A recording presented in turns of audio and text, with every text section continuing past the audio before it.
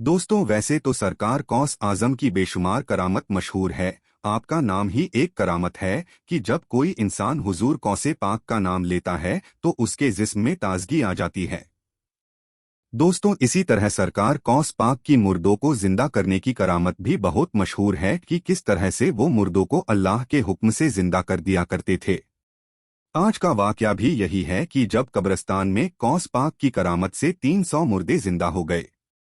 सरकार कौस पाक रजी अल्लाह ताला अन्हो के नाना जान हजरत अब्दुल्लाह सुमई रजी अल्लाह ताला अन्हो के पास एक बेवा औरत अपना मुर्दा बच्चा लेकर आई और रो रो कर कहने लगी कि मेरे शौहर की यही एक निशानी मेरे पास रह गई है और अगर यह भी मुझसे जुदा हो गया तो मेरे जीने का सहारा टूट जाएगा।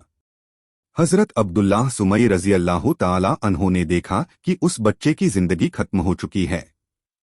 आपने उस औरत से कहा कि इसका तो इंतकाल हो गया है, अब तुम इसे लेकर अपने घर चली जाओ। उसके बाद वो औरत रोती हुई जाने लगी।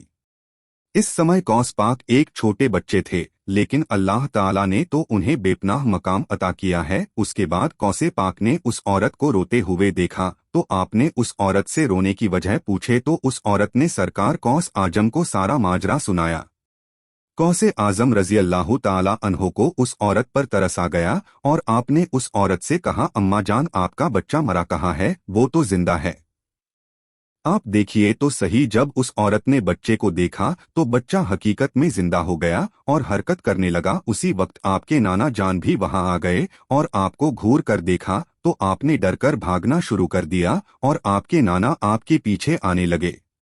आप दौड़ते हुए वहां के कब्रिस्तान में दाखिल हो गए और आपने कब्रिस्तान में कहा, ए कब्रिस्तान के मुर्दों, मेरी मदद करो। आपका इतना कहना ही था कि 300 मुर्दे अपनी कब्र से निकलकर बाहर आ गए और फिर वो लोग आपके और आपके नाना जान के बीच दीवार बनकर खड़े हो गए। हुजूर कौस पाक की ये करामत देखकर हजरत अब्दुल्लाह सुमई रजी अल्लाह ताला अन्हो रुक गए और थोड़ा दूर हुजूर गौसे आजम रजी अल्लाह ताला अन्हो भी खड़े होकर मुस्कुराने लगे। आपके नाना ने अपना सर मुबारक नीचे कर दिया और फरमाया, अब्दुल कादिर, हम तुम्हारे मर्तबे को नहीं पहुंच सकते।